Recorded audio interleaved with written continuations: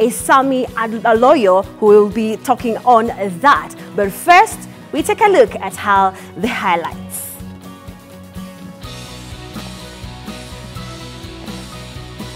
Now, wealthy Kenyans return 118 billion stashed abroad. Banks gain most in 1,000 shillings switch. Now, Munya confirms KEB's boast.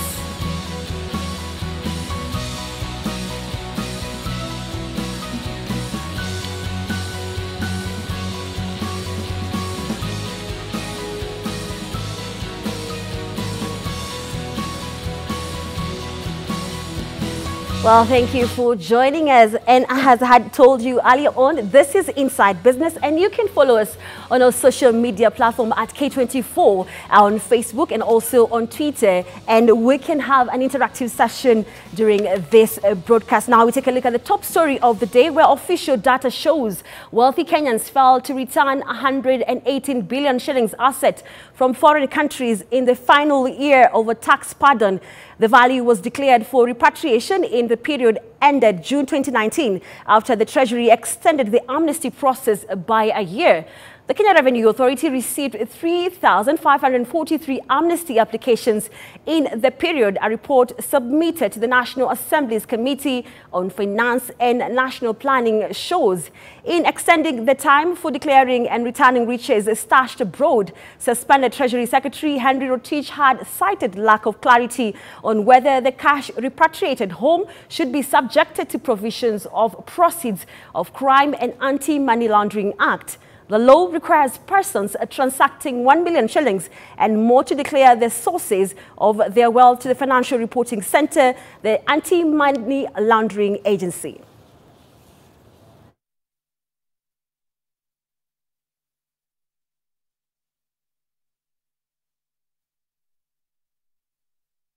Now, Zamara Retirement Fund has urged the government to consider reviewing taxation law that bars retirees from enjoying tax-free access to their pensions immediately after attaining the 60-year retirement mandatory age. Now, currently, retirees have to wait for 5 years to enjoy tax-free access to their pension payment, yet they officially retired from this service. Now, Sarah Adams brings us that report. Zamara, a pension fund, asked the government to review taxation law in a bid to allow retirees to access their pensions immediately. The firm is also asking the government to consider reviewing the amount and level of tax-deductible contribution into retirement benefits fund in Kenya. Has to think very hard around where will you get your returns from. If you look at the last 4 years, at a gross level, with the exception of 2017, I think, the returns in the sector have been single-digit. You know, so when you are at 28 approaching 30 billion, you have to look at, you know, what are the other avenues you have to generate your returns from. Addressing industry stakeholders during a breakfast meeting, Zamara Fanaka Retirement Fund Chair Lady Lucy Kambuni said there was need to repeal the law so that Kenyans are able to retire honorably and enjoy their hard-earned income without worrying of paying for taxes, yet they have retired from employment. Kambuni also emphasized calls for the 65-year tax exemption rule be reduced to 60 years, saying this would be a major incentive for Kenyans to save more and alleviate suffering among retirees. A change where the employer's portion, 100% of the employer's contribution, is compulsorily preserved in a scheme up until somebody attains early retirement age. Now, that is a change that our systems have been able to absorb. The country faces an emerging old age poverty crisis where over 9.2 million people expected to attain retirement age of 60 years by 2050, and nearly 85% of them do not have a pension plan. Sarah Adam, K24 for Inside Business. Now, Trade and Cooperatives Cabinet Secretary Peter Munya has confirmed Bernard Njuriaine as the Managing Director of the Kenya Bureau of Standards for a 3-year term.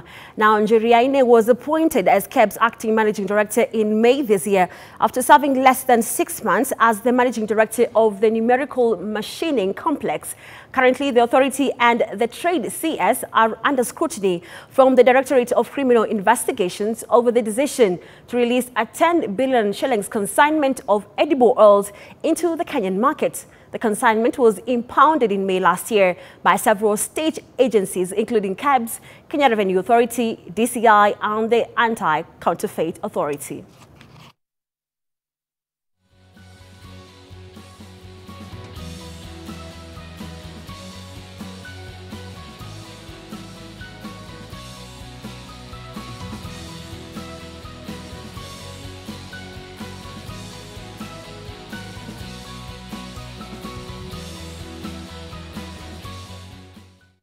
Now, moving on to other stories making headlines in the world of business's second phase of the Kenyan Informal Settlement Improvement Project is set to kick off before the end of the year after plannings were approved.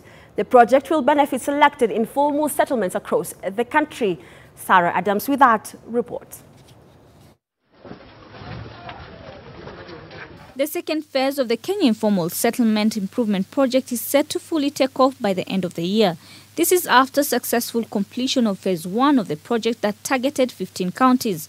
According to the Housing and Urban Development PS Charles Njenga, the cabinet had already approved the second phase, adding that they were now awaiting the final nod from the World Bank. And yes, so we are going through a process of defining the structure of KISIP 2.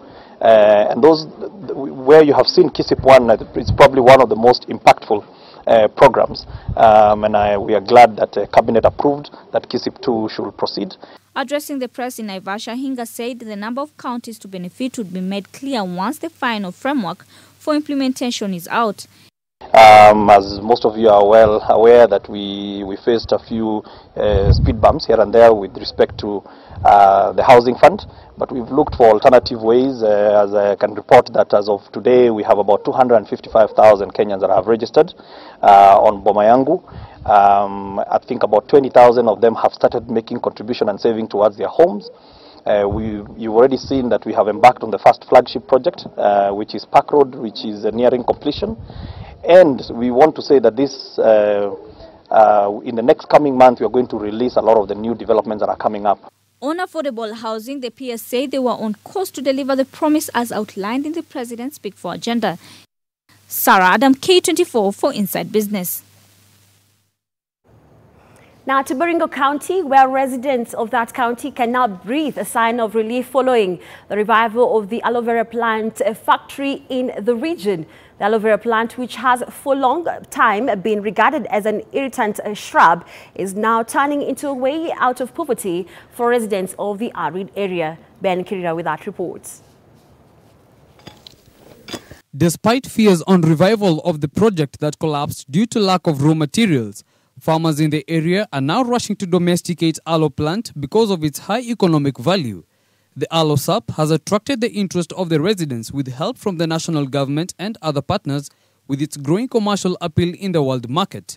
The aloe factory project is being seen as a solution to poverty in semi-arid areas such as Baringo, Laikipia, Koibatek, Mogotio, Marigat, Keio, Marakwet, East Pokot and Rongai areas, with an estimated 10,000 hectares of land being put under the plant. Market for Kenya. Chin Park, an investor from China, has encouraged farmers to commercialize planting aloe vera just as tea or coffee due to its high demand, adding that a research center will be established to provide farmers with the right knowledge of species to be planted for commercial purposes. Ching further said a nursery for aloe will be established for farmers to get seedlings with ease. We have the opportunity to ask our local community to plant more aloe and commercialize it. So in the future, you can make it like crops like tea, even coffee, even flowers like that. In the factory, aloe leaves are ground into a pulp and heated to boiling point, leaving a dry substance which are used to make bathing soap and shampoo among other products. The rising demand for the products in the surrounding area has seen price of aloe sap increase to 50 shillings, up from 35 shillings. It is a medicinal. Even now, as raw as it is, we still use it for medicine. When people have got malaria and many other diseases, they use the same. Farmers led by Andrew Rumenya and Levi Kibor are now certain that this time round they will fetch good price from the hidden treasure in the region and have now started increasing acreage under the aloe plant. Ben Kirira, K24, Inside Business. Now to the banking sector, commercial banks are emerging as the biggest beneficiaries of the switch to new 1,000 shillings note, as the rush to return the old currency has handed them cheap deposits for onward lending to borrowers.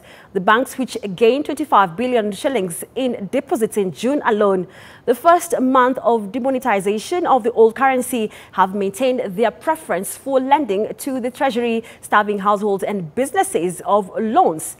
Central Bank of Kenya's latest data shows currency outside banks dropped from 222 billion shillings in May to 196.9 billion shillings in June, being 11.3% month-on-month drop.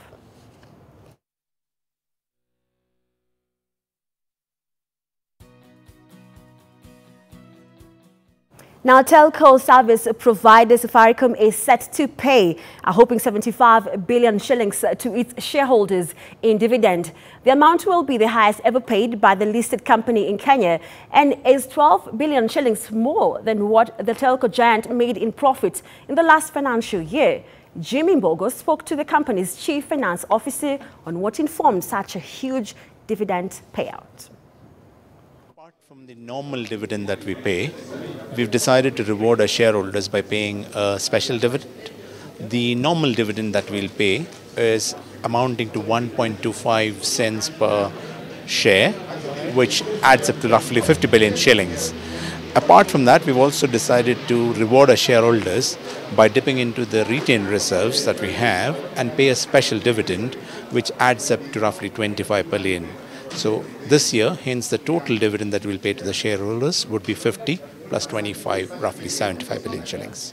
All right, now Satish, by paying this is actually more than the profits the company made. Why go out of your way to make sure that the shareholders are highly compensated the way they're about to get? So as a management and board, we constantly relook at finding the right balance between needing to invest in the company, and then when the returns are generated for the investment, how do you return it back to the shareholders? So we have in the past as well paid special dividend 3 years ago. So we pay a special dividend when we realize that we've actually regenerated returns from the investments that we have made, and it is available for us to safely return back to the shareholders. All right, now in terms of revenue coming to Safaricom as a group, where is it? Do we still have M-Pesa being one of the biggest revenue generators? So we've got a very diversified portfolio now. Almost 32-33% of the revenue is now coming in from M-Pesa. So we are growing our mobile data, we are growing our fixed services, we are also growing our M-Pesa.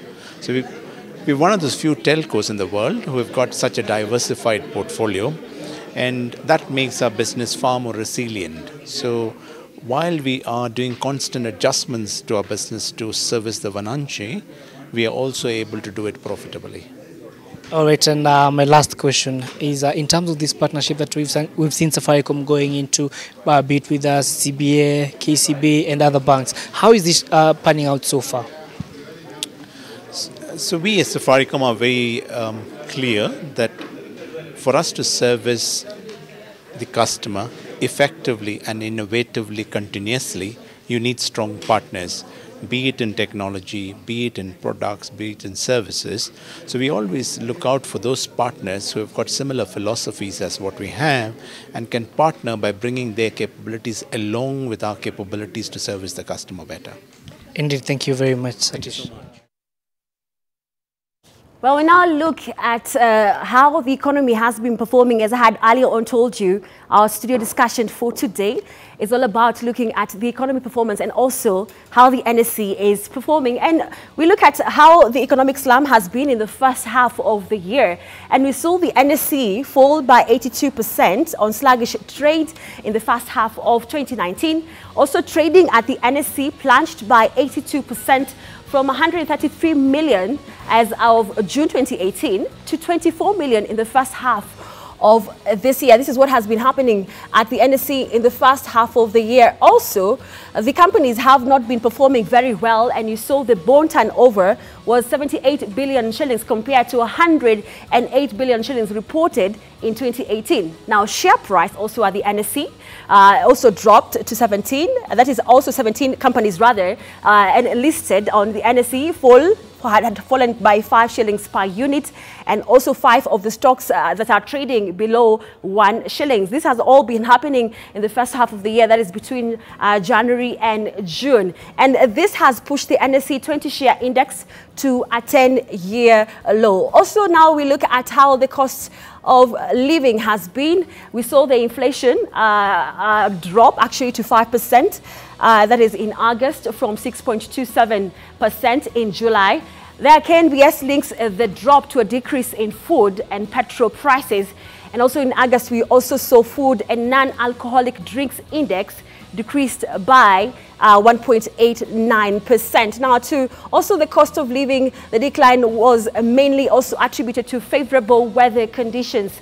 The price of significant food items, which include sukuma wiki, potatoes, cabbages, as well as other commodities, also decreased. Other decreased by 8 shillings, others decreased by 7 shillings, 6.78 shillings, 6 shillings, 4 shillings, and 2 shillings percent, respectively. And also on banks' performances in the first half of the year, Equity Bank posted a profit after tax, which went up by 9% to 12 billion shillings.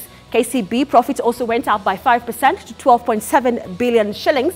And NBK, which is actually going to delist today from the NSE, posted a profit of 153 million shillings ahead of its delisting at the NSE. And now this forms the basis of our interview today, and has had earlier on told you in studio is Sami, a lawyer who is a financial analyst, and is just going to break down for us and tell us how the economy has been performing in the first half of the year based on the figures that we have shown you. Welcome to our studios. Thank you, Caroline. Now, starting with the NSE, you have seen the figures that I've just shown you right there. We saw a drop of 82% in the NSE, and we are seeing companies not performing very well. What would you attribute this to? The state of the economy as we speak is actually low. Our economy stands at 10 trillion, according to statistics.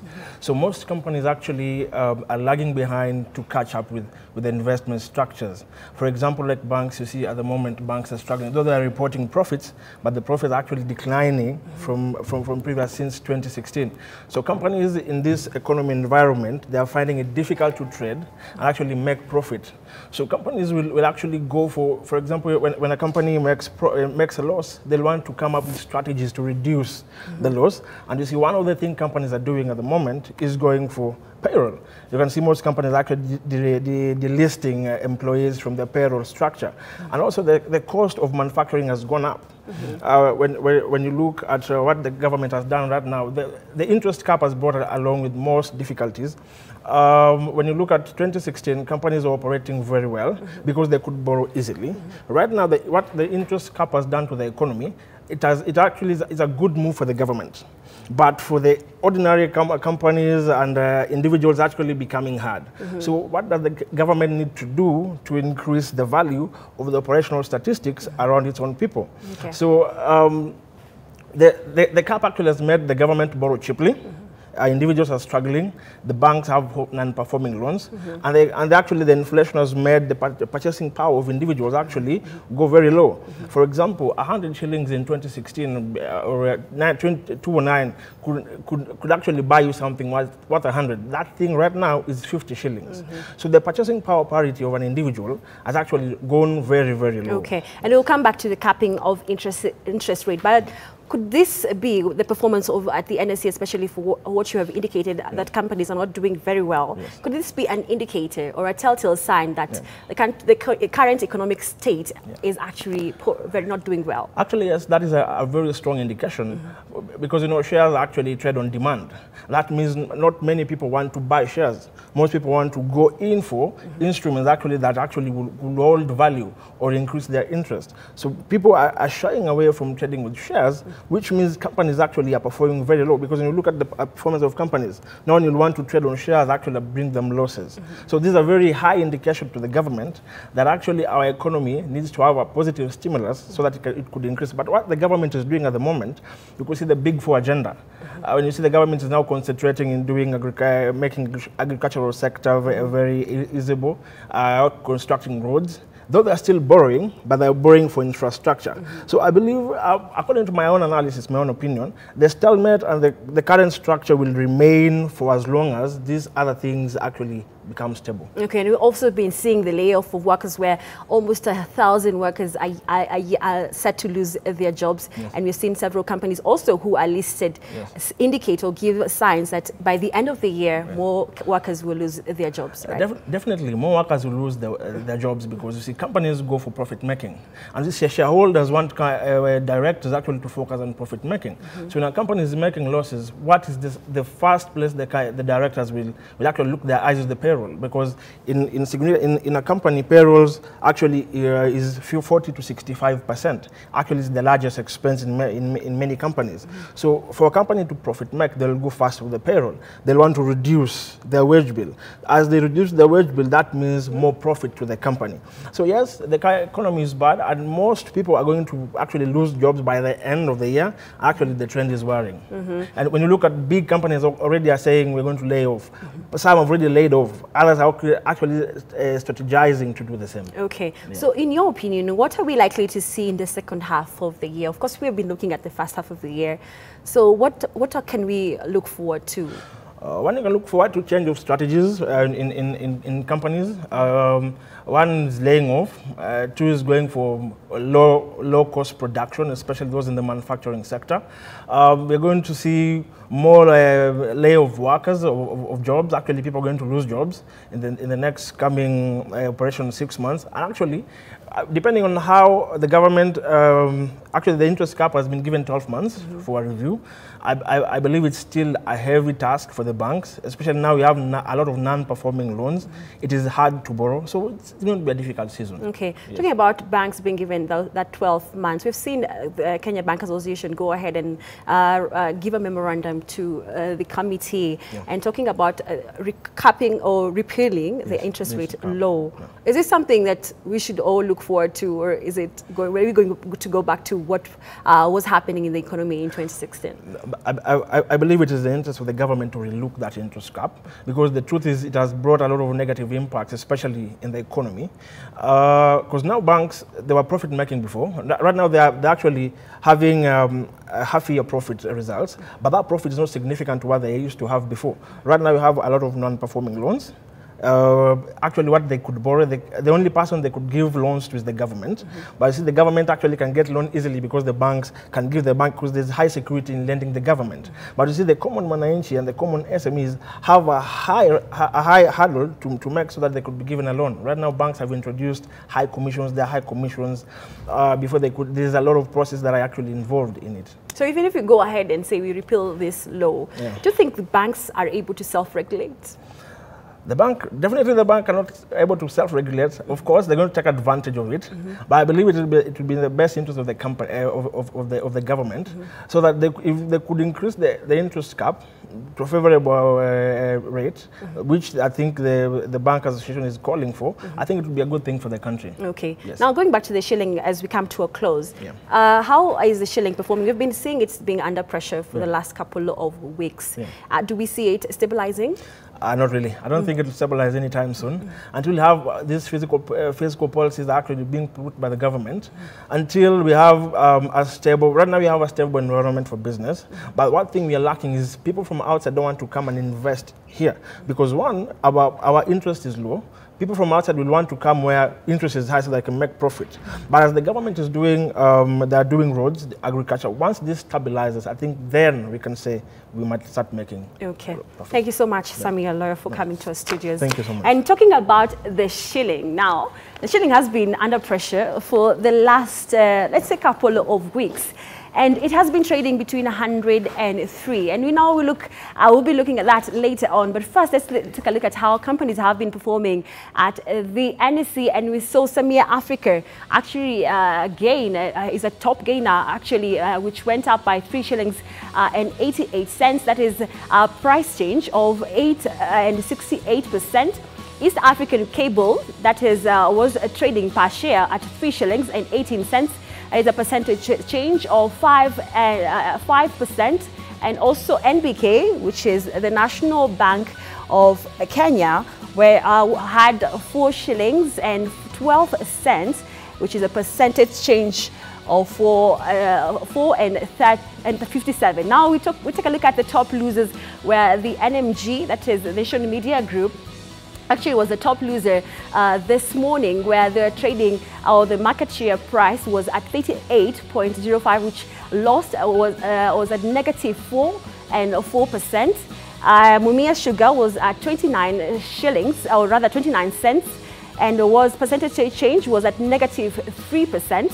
And Umeme Limited was at 6 shillings, or the market share price was at 6 shillings and 60 cents, and the loss was about -3.02%. Now we look at how the shilling also has been performing, and we look at the forex market, and we move now to how, as I had earlier on told you about how the shilling is performing today, and we look at how the dollar has been weakening, or rather has been gaining strength against the shilling. As you can see along on your table, will be on this forex market. We look at the sterling pound, we look at the yen, we look at also the SA rand, and also we look at the Ugandan shilling, and also how all other currencies have been trading against the shilling. Now we look at the dollar. It had been 103, as I had earlier on indicated, that is buying and selling at 103.88. The sterling pound had been 128.16, that is and also selling at 126.44. The euro also has been trading at 114 shillings 27, and selling at 127.52 rather. And also the rand has been trading at 6 shillings and 78 cents, and selling at 6 shillings and 79 cents. Tanzanian shilling has also been trading, or rather the exchange rate has been at 22.18, and selling at 22.25, and Ugandan shilling has been trading at 33.53, and selling at 35.7 cents. Well, that is